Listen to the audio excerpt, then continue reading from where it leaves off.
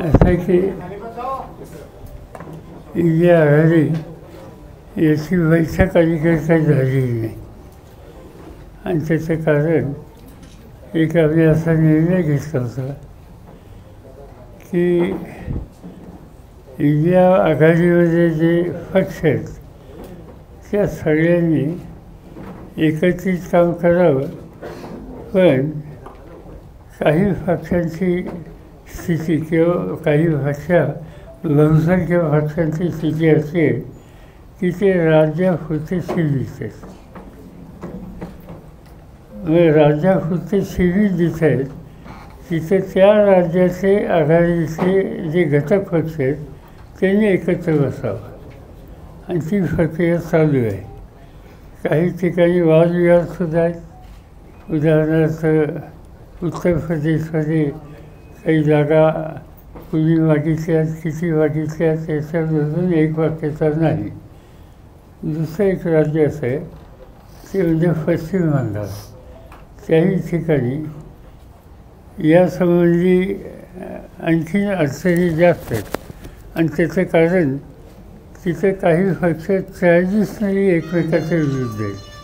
उदाहरणार्थ तृणमूल काँग्रेस विरुद्ध CPM, तृणमूल काँग्रेस विरुद्ध काँग्रेस, हे जे प्रश्न आहेत ते काही अद्याप आम्ही हाताळलेले नाहीत. जिथे जिथे शक्य आहे ते संपावं आणि जे 2-3 उदाहरणं सांगितली अशी स्थिती आहे त्या ठिकाणी नंतर पुन्हा एकदा सिनियर लोकांनी बसावं, शक्यतो बाहेर राज्यातल्या, आणि ती प्रक्रिया आता लवकर सुरू होईल. साहेब, काल तुम्ही असं म्हटलं की राहुल गांधी कधी सहभागी होत आहेत या प्रक्रियेमध्ये? आता तुमचे भारतीय जोडो यात्रा सोडून कधी प्रक्रियेत सहभागी होत आहेत?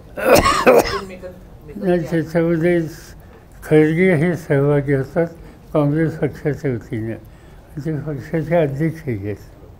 साहेब, काल तुम्ही म्हटलं की 39 जागावर महाराष्ट्रात एकमत झालं आहे, तर राहिलेल्या कुठल्या जागा आहेत आणि त्या 39 मध्ये कोल्हापूर ते मी सांगणार नाही, ते मी आत्ता सांगणार नाही. कारण एक असं आहे की ते जे महाराष्ट्राचं डिस्कशन आहे त्याच्यात मी असत नाही. त्याची जी कमिटी आहे त्याच्यामध्ये आमच्याकडनं जयंत पाटील आहेत, त्याच्यानंतर काँग्रेस पक्षाचे अध्यक्ष नाना पटोले ते त्याच्यामध्ये आहे, शिवसेनेच्या वतीनं संजय राऊत आहेत, असे हे लोक ते बसतात आणि त्यांनीच मला सांगितलं की इतक्या जागेवर साधारणतः आमचं अंडरस्टँडिंग आहे आणि काही जागेच्या संबंधी आमच्यामध्ये जे असेसमेंट आहे त्यामध्ये अंतर आहे. बघूया आता ते उद्या बसणार आहे. MSPच्या प्रश्नावर उत्तर भारत पुन्हा अस्वस्थ होतोय, तर MSPच्या प्रश्नावर उत्तर भारत शेतकरी पुन्हा आंदोलन करतात. नाही, हा विषय समजतो. मग स्वाभिमानी आणि वंचितचा काय निर्णय झाला का या संदर्भात? बाळासाहेब आंबेडकर यांच्याबरोबर चर्चा आमच्या सहकाऱ्यांच्या झाल्यात. ते बैठकीला एकदा होते, त्यांचे सहकारी होते आणि आता आंबेडकरांनी एक सूचना अशी केली की एकत्र बसणं आवश्यक आहे, पण सायमल्टेनियसली कशासाठी बसायचं? उद्या लोकांच्या समोर आपला सामुदायिक कार्यक्रम काय आहे त्याची स्पष्टता असली पाहिजे आणि त्या दृष्टीनं आता त्याची चर्चा चालू आहे. महाराष्ट्राबाहेर राष्ट्रवादी लोकसभेच्या काही उमेदवार उभे करणार आहेत का? फार थोडे.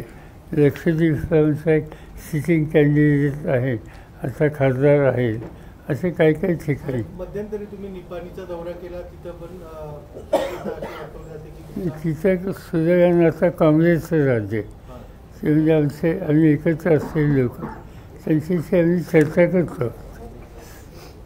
जागा वाटपामध्ये रस्तिकेचा हा प्रकार पाहायला मिळणार नाही का? कारण आपण पाहतो की प्रत्येक जागेवर विचार करून चर्चा करून निर्णय घेतला जातो. कारण यापूर्वी आपण पाहिले की अनेक जण दावा करत होते, त्यामुळे परिस्थिती वेगळी व्हायची आणि त्या फुटीचा फायदा दुसऱ्यांना व्हायचा. साधारणतः वेगवेगळे राजकीय पक्ष ज्यावेळी एकत्र बसायचं म्हणतात त्यावेळेस साहजिकच आहे की प्रत्येकाच्या काही अपेक्षा असतात, त्यांच्या सहकार्याचा आग्रह असतो.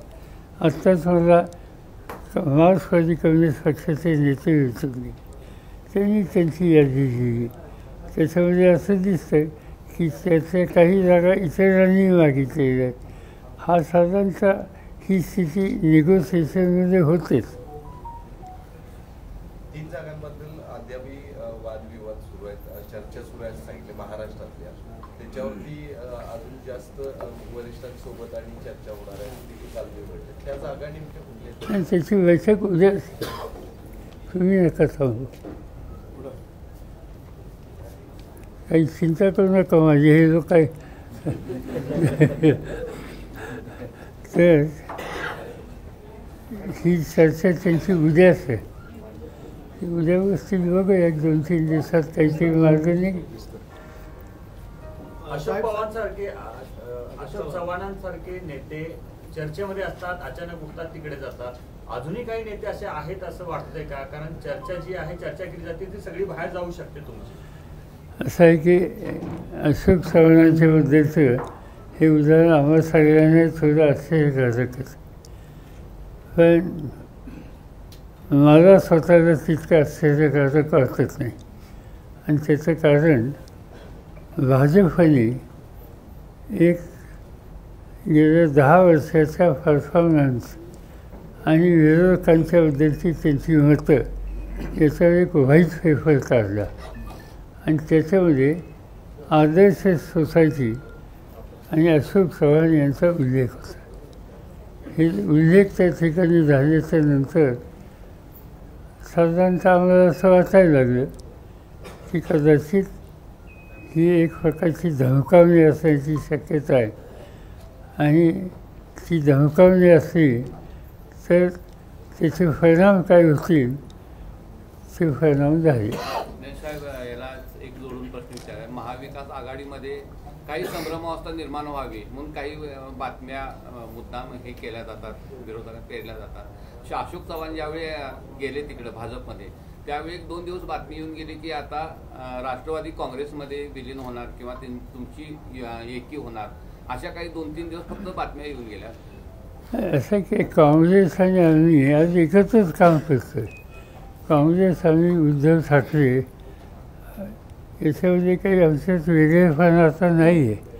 आणि त्यामुळे साहजिकच अनेक वेळा आम्ही एकत्र बसतो, चर्चा करतो. पण याचा अर्थ विलीनीकरण होण्याची काही आवश्यकता नाही. काल सुप्रीम कोर्टाने चंदीगडच्या मेयरच्या इलेक्शनबद्दल जे घड्याळाचे काटे एकंदरीत मागे फिरवलेले आहेत, तर एकंदरीत अशा वातावरणामध्ये म्हणजे आपली प्रतिक्रिया काय आहे? आणि असं आहे की हे जे चंदीगडचं उदाहरण आहे, चंदीगडला झालं काय, आपचे काही लोक निवडून आले, भाजपचे काही लोक निवडून आले, काँग्रेसचे काही लोक निवडून आले. याचं एकाला कुठलं स्पष्ट बहुमत नव्हतं. तिथं जे राज्य निवडणूक आयोगाच्या वतीनं ज्यांच्यावर जबाबदारी सोपवल्याची इलेक्शन कंडक्ट करायची, त्यांनी आपच्या लोकांचे आणि काँग्रेसच्या लोकांचे 8 मतं जी दिलेली आहेत ती वाद ठरवली.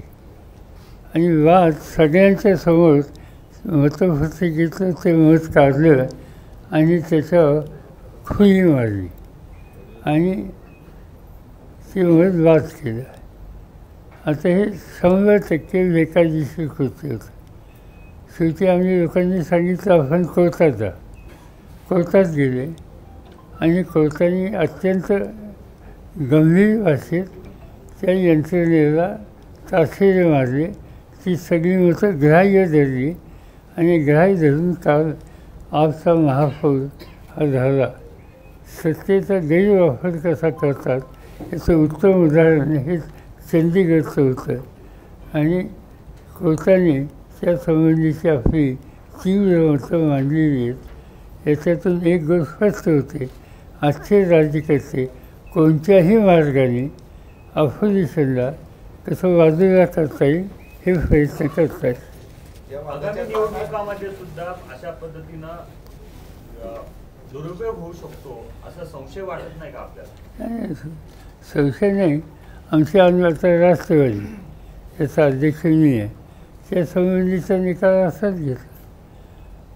मागणी काय केली, निकाल काय घेतला, पक्षाचं स्थापना मी केली आणि तो पक्ष आमच्या हातातनं काढून दुसऱ्यांना दिला. याच्यावर त्याची चिन्ह आमचं घड्याळ होतं, ते आमचं चिन्ह काढून दुसऱ्यांच्या हातामध्ये दिलं आणि त्याच्यात आम्ही कोर्टात गेल्याच्या नंतर का निर्णय आला की हा आम्हाला पक्ष म्हणून चालवायचा अधिकार आहे.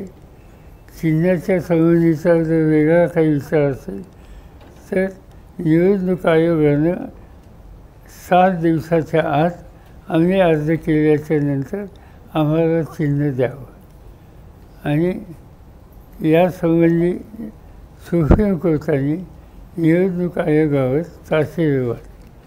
त्यामुळे जसं आमचं झालं तसं आमचंही झालं.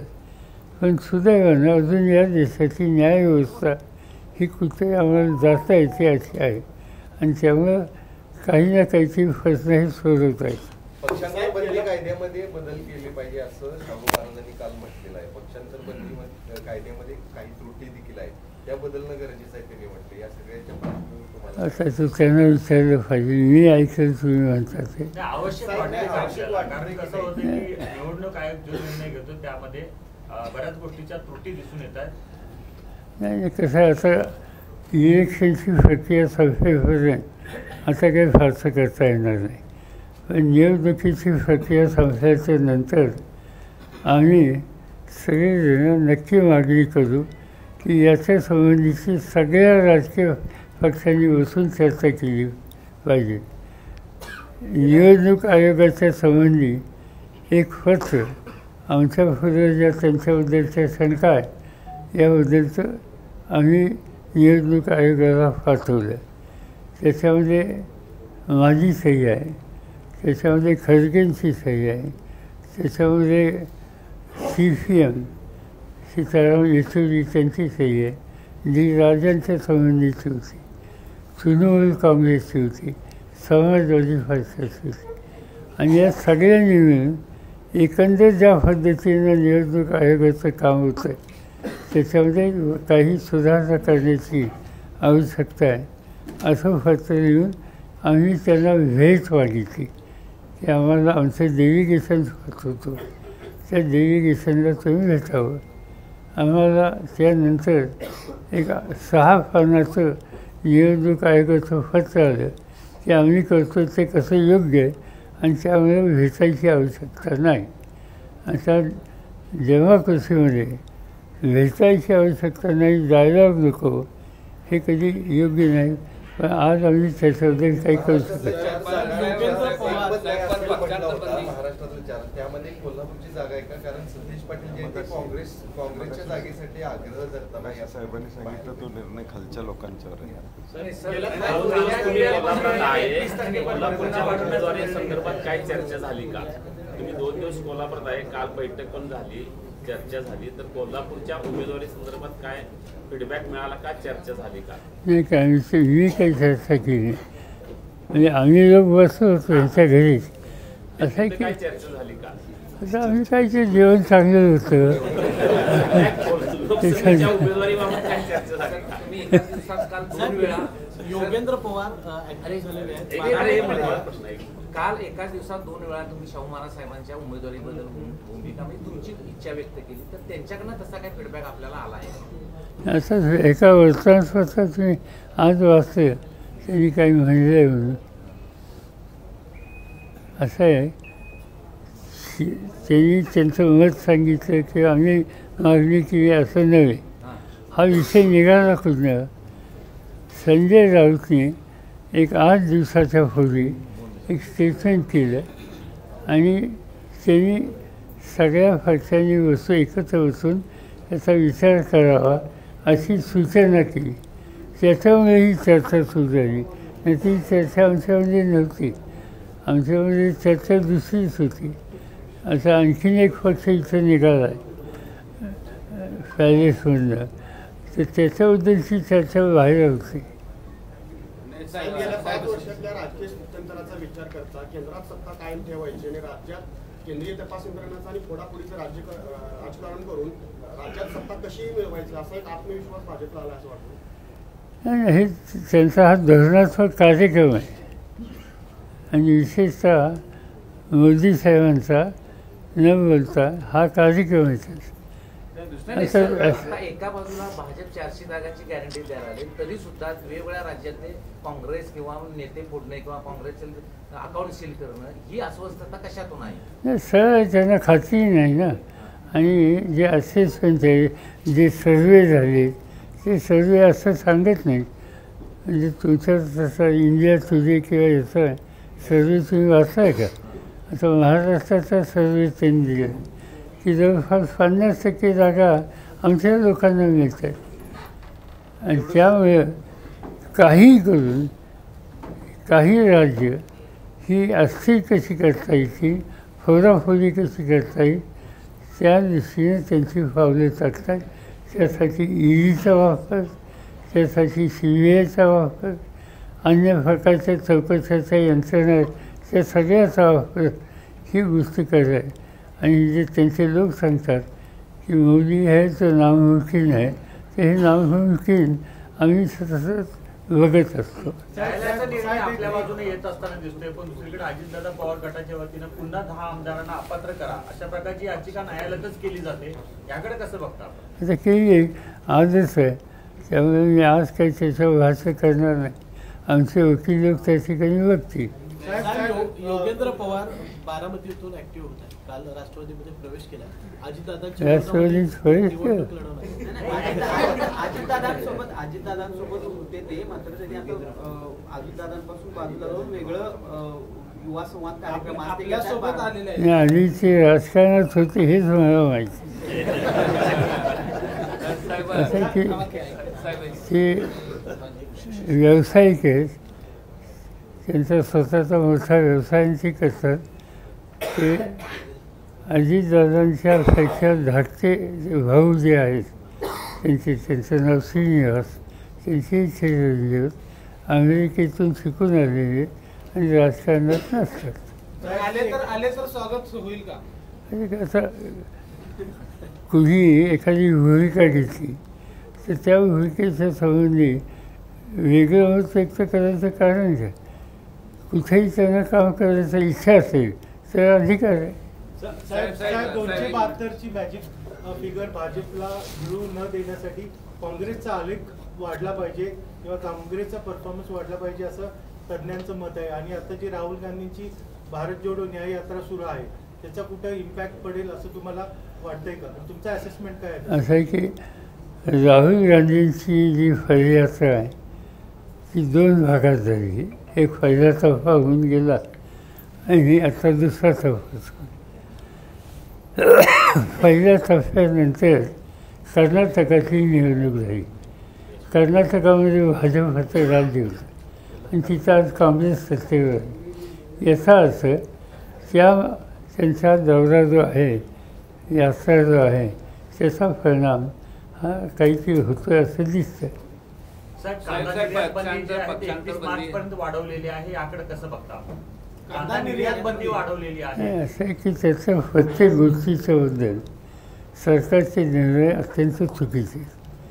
एक तर कांदा निर्यातीला बंधन घालायचं काही कारण नव्हतं. काय त्याच्यामुळे काही फार बिघडलं असतं असं नाही. मला आठवतं आहे की मी शेतीमंत्री असताना कांद्याचे भाव वाढले आणि भाजपचे लोक सभागृहामध्ये गळ्यात कांद्याच्या माळा घालून आले आणि दंगा केला.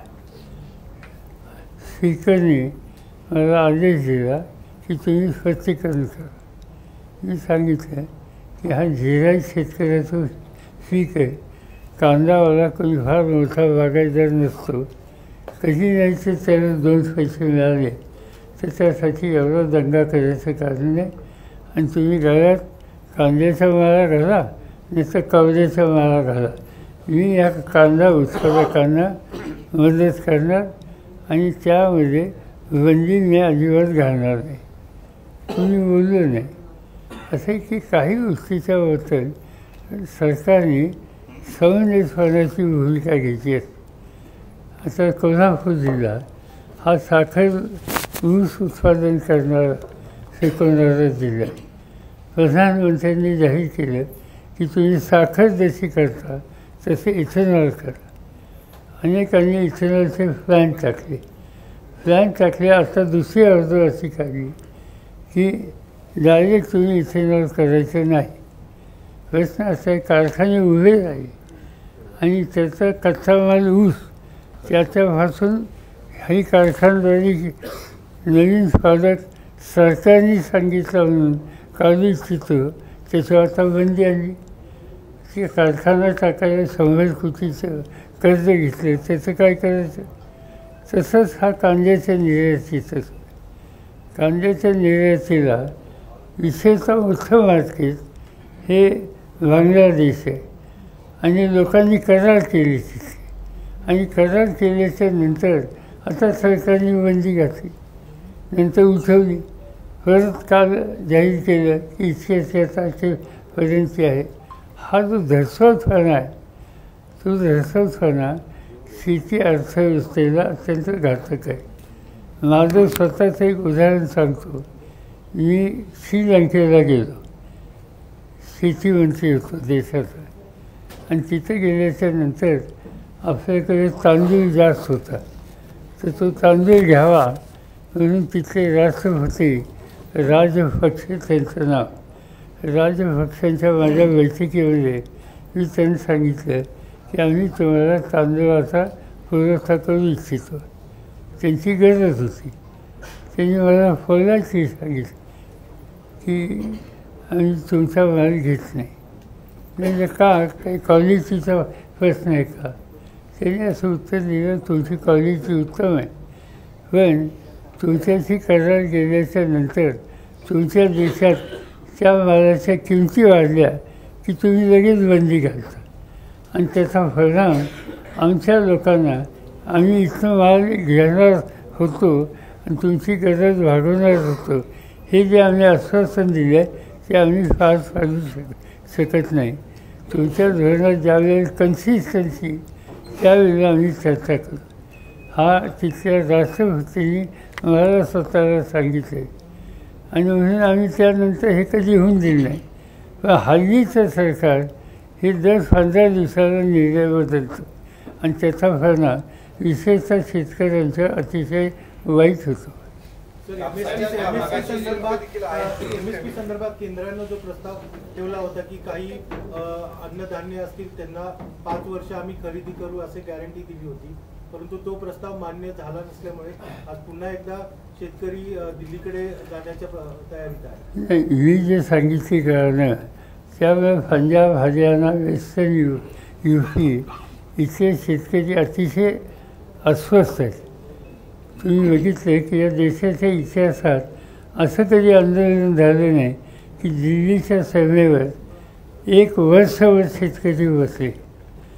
दिल्लीचा उन्हाळा अत्यंत कडक असतो, दिल्लीची थंडी अत्यंत कडक असते, आणि सवण घरचे लोक 1 वर्षभर हजारोच्या संख्येनं तिथून राहतात. ही काही साधी गोष्ट नाही. आणि त्यांची मागणी MSPची होती, आणि त्यानंतर त्यांच्या मागण्या काही प्रमाणात सरकारने पुऱ्या केल्या, ते उठले, आणि आता त्यांची ती तक्रार आहे, प्रत्यक्ष खरेदी करायची वेळ आली त्यावेळेला केंद्र सरकार पुढे येत नाही, म्हणून पुन्हा सुरू झालं. याचा अर्थच हा आहे की या सरकारच्या धोरणात दर्शवपणा आहे, आणि उत्पादन करणारा जो कष्टकरी शेतकरी आहे त्याला न्यायाची भूमिका नाही. तुम्ही जे सांगितलं साहेब, एक मगाशी तुम्ही सांगितलं पक्षांतर बंदी कायद्यासंबंधी, थोडं मागूया. पण जे आता हे या नवीन कायद्यासंबंधी ज्यांनी महाराष्ट्राच्या बाबतीत 2 निकाल दिले, राहुल नार्वेकर, त्यांची अध्यक्षपदी नियुक्ती केलेली आहे या समितीच्या अध्यक्षपदी. मग हा नवीन येणारा कायदा व्यवस्थित असेल असं वाटते का? आज काय सांगता येते त्याच्यात, कारण आजच राहुल नार्वेकरांच्या आमच्याबद्दलचं निर्णयाचे युद्ध आमच्या विरोधकांनी हायकोर्टात जायचा निर्णय घेतला आहे. त्याची केस आज आहे, आणि त्यामुळे आज मी काही त्याचं भाष्य करणार. एकाकीपणाची संघर्ष यात्रा पद्धतीची असेल यापुढे, एकाकीपणाची संघर्ष यात्रा ह्या पुढची कशा प्रकारे असेल तुमची? कशामध्ये?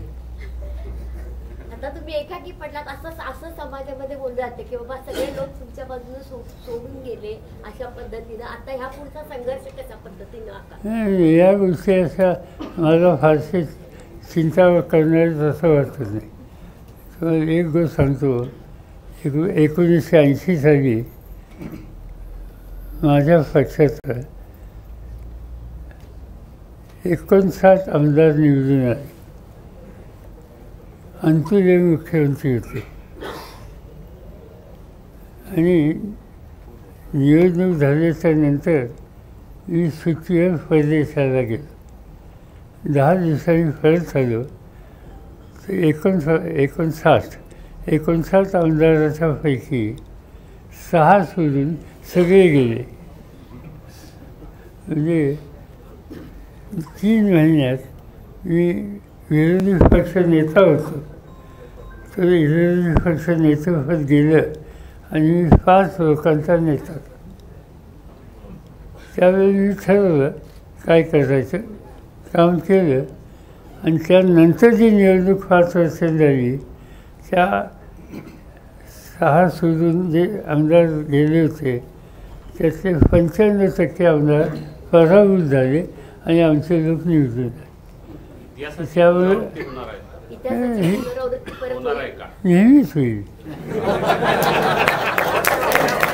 पवारसाहेब आपल्या वयाबद्दल बोललं जातं, वयाबद्दल भाषणामध्ये उल्लेख केला जातो. आगामी लोकसभेच्या पार्श्वभूमीवर पवारसाहेबांचा महाराष्ट्रातला दौरा कसा असणार, तुम्ही सगळं प्लॅनिंग केलं असेल, कारण पवारसाहेबांचा झंझावात सर्वांनाच माहिती. असं आहे की आमच्या तिघांची जी आघाडी आहे आणि त्याच्यात जावेही शेका पक्ष आहे, CPI त्यांना आम्हाला घ्यायचं बरोबर. या सगळ्यांचा एकत्रित बसून जो कार्यक्रम ठरेल त्या कार्यक्रमाप्रमाणे दौरे होतील. आणि माझा प्रयत्न हा आहे की देशात राज्याच्या सगळ्या भागात शक्यतो चक्कर टाकायची. परवा अमित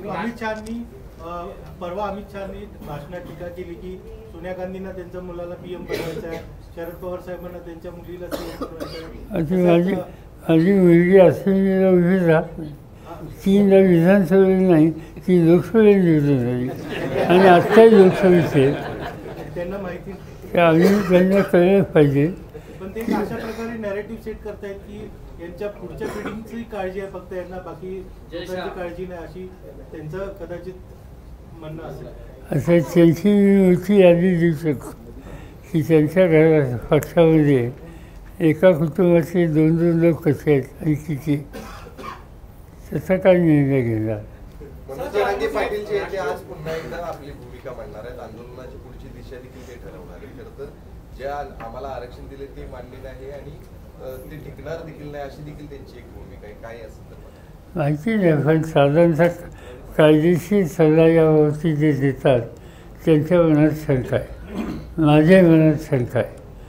ते हा प्रश्न सुचला तर मला आनंद आहे. पण जे काल विधेयक पास केलं एक्झॅक्टली असंच विधेयक 2018 हे 14 आणि 18 नाही फुसलेलंच असताना 14ला 2014ला केलेलं होतं. ते हायकोर्टातच विजय झालं. त्यानंतर देवेंद्र फडणवीस आल्यामुळे त्यांनी हाच बेस धरून सुनील मांडलं. ते हायकोर्टात मंजूर झालं, सुप्रीम कोर्टात नामंजूर झालं आणि आज एक्झॅक्टली तेच बिल या ठिकाणी मांडून काल पास केलेले. आता या सगळ्या मंडळींनी विरोध केला नाही.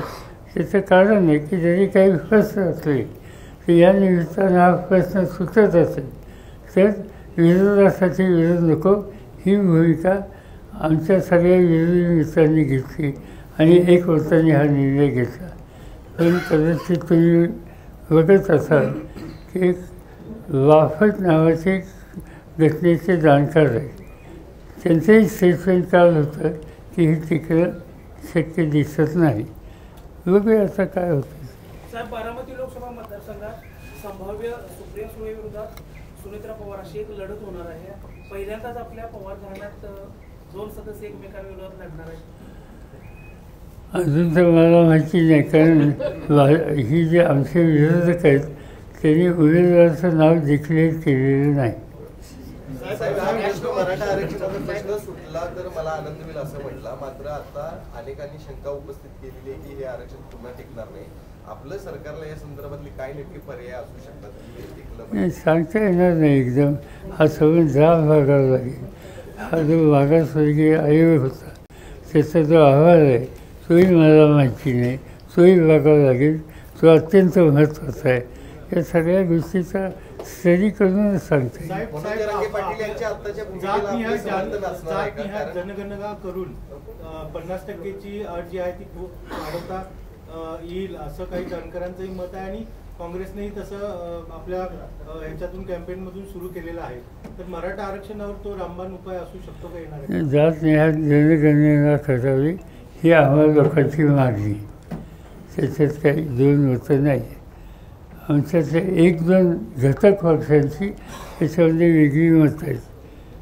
पण याचा या विषयाचा आज होणे हा उद्याचा प्रश्न होऊ शकतो. मनोज जरांगेंच्या आत्ताच्या भूमिकेला समर्थन आपलं आहे का? कारण त्यांनी सगळी सोयऱ्यांचा त्यांची भूमिका काय आहे हेच माहीत नाही. ते आज कळेल. त्यांची आजच बैठक आहे. ती झालं तर नंतर सांगू. निवडणुकीच्या पार्श्वभूमीवर सोशल मीडियाचे जे काही हे होतं त्याच्यावर बंद आणण्याचा प्रयत्न केंद्र सरकार करते अशा प्रकारची माहिती मिळते. मागच्या निवडणुकांमध्ये सर्वांना सोडलं होतं रिकामं, आता त्याच्यामध्ये बंदी आणण्याचा प्रयत्न केला जातो असं दिसतंय. सर साधी गोष्ट आहे. सोशल मीडियाचा सोडा, एक चॅनल तुमच्यापैकी त्यांनी काही बातम्या दाखवल्या, काही अनालिसिस केलं, त्यांना सांगितलं की इतके दिवस तुम्ही बंद ठेवा. याचा अर्थ काय? याचा अर्थ सरळ व्यक्ती स्वातंत्र्य या स्वातंत्र्यावर गदा आणण्याचं कामसुद्धा करतात. त्यांच्यापेक्षा वेगळी मतं मांडली तर.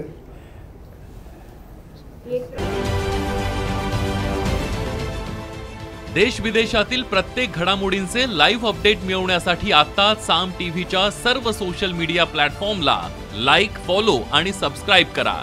तसंच सर्व नोटिफिकेशनसाठी बेल आयकॉन प्रेस करायला विसरू नका.